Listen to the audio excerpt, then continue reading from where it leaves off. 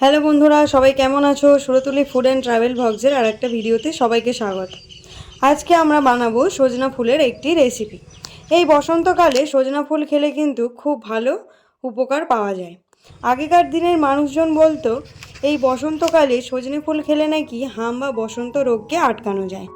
তবে কতটা সঠিক আমি জানি না, তবে এখনও আমাদের এদিকে গ্রামাঞ্চলে এই সজনে ফুল এই সময় খাওয়ার রীতিনীতি আছে। চলুন, আমি এখন মাঠের মধ্যে চলে এসেছি। এখানে প্রচুর বড় বড় গাছ এবং সজনে ফুলে পুরো ঠাসা হয়ে থাকে। চলুন, কিছু সজনে ফুল পেড়েও নিয়েছি, কিছুটা গুঁড়িয়েও নেব।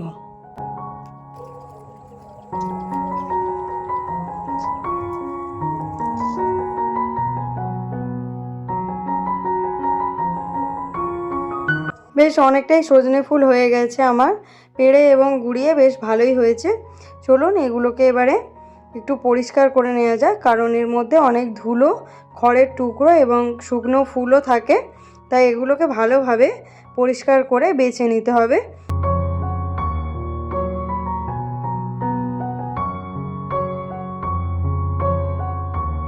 ফুলগুলোকে আমি চুবড়ি থেকে একটা পরিষ্কার জায়গায় ঢেলে দিলাম, যাতে খুব সহজে আমি একটা একটা করে বেছে নিতে পারি।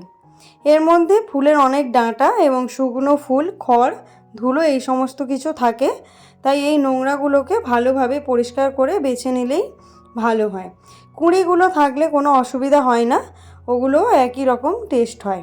চলুন, আমার মোটামুটি প্রায় বাছা হয়ে গিয়েছে।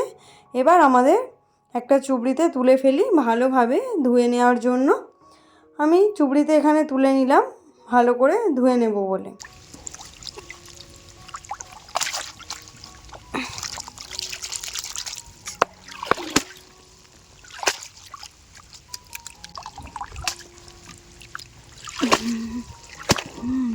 চুবড়িতে করে আমি ভালোভাবে ধুয়ে নিয়েছি। এবার এটা জল ঝাড়াতে দেব।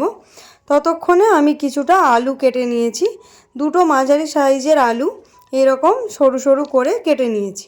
চলুন, এবার উনানটা ধরিয়ে দিই, দিয়ে কড়া বসিয়ে দিয়েছি। কড়াটা গরম হলে এর মধ্যে বেশ কিছুটা সর্ষের তেল দিয়ে দিই। সর্ষের তেলটা কড়ার গায়ে ভালোভাবে মাখিয়ে নিলাম, আর দিয়ে দিলাম দুটো শুকনো লঙ্কা। এবারে আমি আলুটা দিয়ে দেব। আলুটা দেওয়ার পর একটু নাড়াচাড়া করব।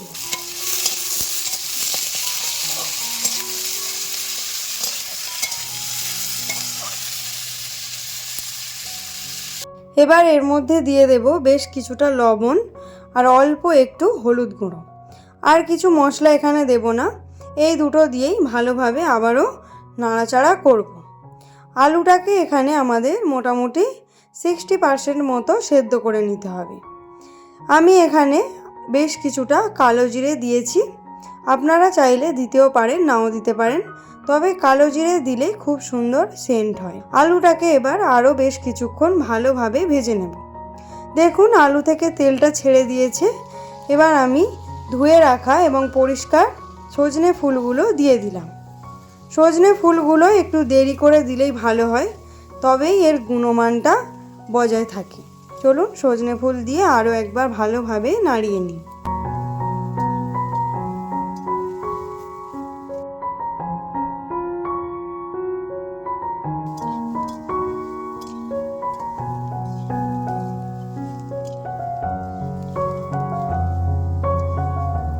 আমি এখানে আবারও একটু সর্ষের তেল দিলাম নামানোর ঠিক আগে, কারণ সর্ষের তেল দিলে এর টেস্টটা আরও অনেক গুণ বেড়ে যায়।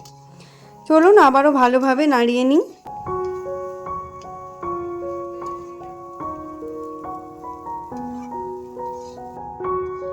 আলু এবং সজনে ফুল খুব ভালোভাবে সেদ্ধ হয়ে গেছে। এবার আমি এর উপর থেকে অল্প কিছুটা চিনি দিয়ে দিলাম। আপনারা চাইলে চিনি নাও দিতে পারেন, তবে অনেকেই সজনে ফুল হালকা তেতো হওয়ার জন্য খেতে পারেন না, তারা অবশ্যই অল্প একটু চিনি দিয়ে দিলে খুব ভালোভাবে খেতে পারবেন এবং কোনো অসুবিধা হবে না। চলুন, এবার আমরা একটা বাটিতে সজনে ফুলটা তুলে ফেলি। ফুলের পরিমাণটা কিন্তু অনেকটাই কমে গেছে, তাই আমি এখানে অবশ্যই আলুটা ব্যবহার করি। এই বসন্তকালে অবশ্যই এই রান্নাটা বাড়িতে একবার বানিয়ে বাচ্চা বড় সবাইকে খাওয়াবেন। আজকের মতো এই পর্যন্ত। সবাই খুব ভালো থাকবেন, সুস্থ থাকবেন। সাবস্ক্রাইব করে পাশে থাকার অনুরোধ রইল। টাটা।